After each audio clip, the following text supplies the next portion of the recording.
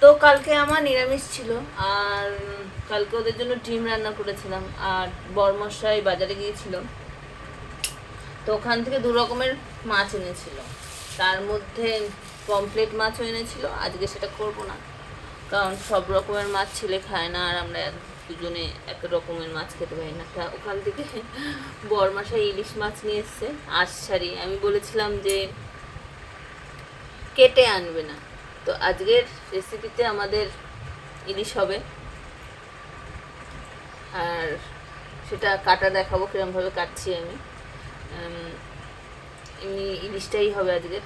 বরমাসে আবার সর্ষে দিয়ে ভালোবাসে, আমার কদিন ধরে আবার শরীরটা খারাপ, সর্ষে দিয়ে আমি ইলিশ সেরকম খেতে ভালোবাসি, কিন্তু শরীর খারাপ হয় বলে সর্ষের জন্য খাওয়া ছেড়ে দিই। এটা আমি আজকে কাটবো, তো দেখো কিরমভাবে কাটবো, দেখাচ্ছি পরে।